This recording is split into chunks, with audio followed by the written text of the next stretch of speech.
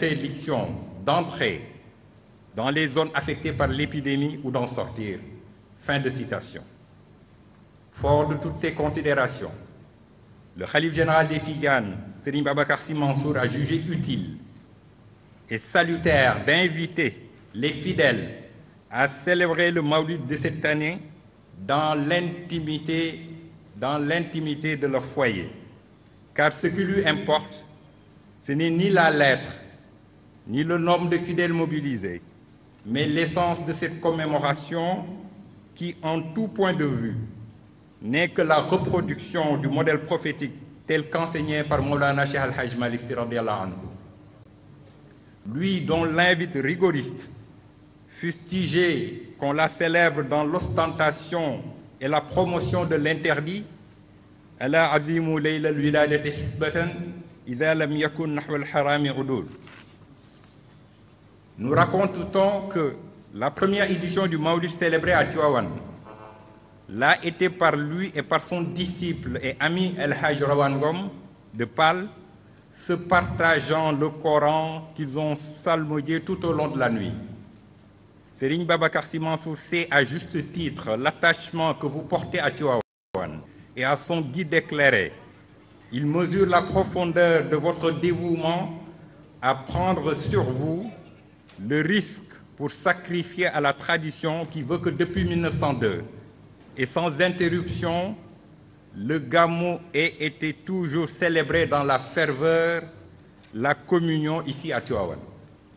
Rien ne lui ferait plus plaisir que de pouvoir communier avec vous à nouveau, mais à l'impossible, nul n'est tenu. Or, l'impossible de communier rime avec le coronavirus qui, plus qu'une maladie, est une malédiction et un fossé qui n'est franchissable qu'au péril de notre santé et de notre vie. À l'image de cette anecdote racontée à propos de Serigne Babacar Sy radiyallahu ta'ala anhu, à qui les disciples dakaroises de Cheikh El Hadj Malick Sy avaient adressé la doléance de souhaiter le voir de près. Il dit à El Hadj Pedre Diop qu'ils avaient mandaté: demande-leur si elle préfère me voir aujourd'hui et ne pas pouvoir me voir demain, ou si elle préfère attendre demain et me voir dans l'Assemblée de Dieu aux côtés de Cheikh El Hadj Malick Sy. Fin de citation. Or, il existe 1000 façons de rendre grâce à Dieu et de reproduire le modèle prophétique. Il y a 1000 leçons, 1000 chemins de vie pour célébrer le Mawlid. Une action de grâce et de solidarité faite ce jour à l'endroit d'un coreligionnaire nécessiteux peut être plus salutaire que 1000 prosternations. Une prière à l'adresse d'un malade cloué sur un lit d'hôpital peut avoir plus de bénéfices que nos propres actes de dévotion. Pensons à tous ces malades du Covid dans nos hôpitaux et pour eux, prions ce jour. Une prière également pour tous ces morts remportés par cette maladie est à coup sûr une forme de reproduction du modèle du meilleur des hommes, celui-là même dont le Coran nous assure qu'il n'a été envoyé que comme miséricorde pour les mondes.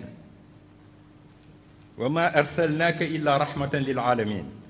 Une pensée et un encouragement pour nos médecins, nos aides-soignants, qui depuis 8 mois n'ont pas de répit et veillent sur notre santé et celle de nos proches, peuvent être une autre forme de célébrer le Mawlid. Le Mawlid est également un prolongement de l'Université populaire de Maodo. Il est également 1000 façons de rendre le savoir accessible à tous par l'alchimie des technologies de l'information et de la communication, mais aussi par les médias.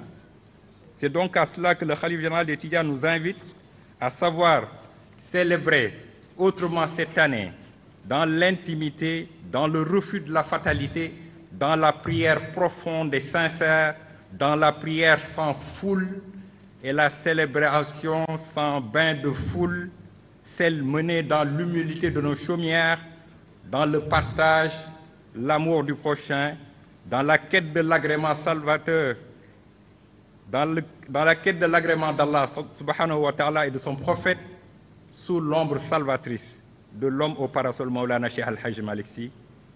Que ceux qui sont présents fassent passer ce message à ceux qui sont absents. Wassalamu alaikum wa rahmatullahi wa barakatuh. mbokk yi ñu def ñu bàyyi sëñ Babacar Sy Abdou mu yëkkati woon kàddu xalifa bi mu defal ñu ñaan ñëpp ñu fi ñëw dellu ci jàmm fekk fa jàmm. ci ndigal Abdoul Hamid ak Habib ñëpp kenn ku nekk ñu jàngaat fatiha salaatal fatih ñaan yàlla may ñu nag fekk déwén ak dund feebar bi yàlla na ko fi yàlla jële ci barke Seydina Muhammad sallallahu alayhi wa sallam jàng fatiha salaatal fatih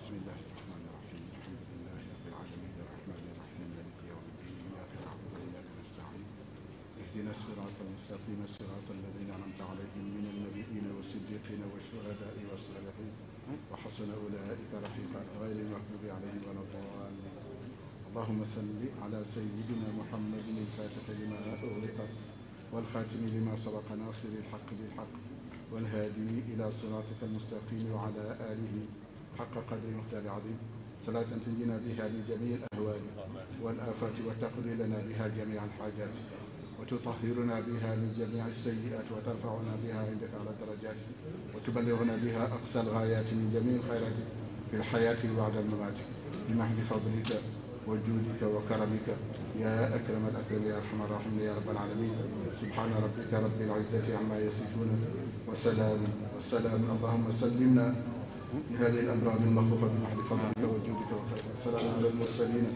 والحمد لله رب العالمين.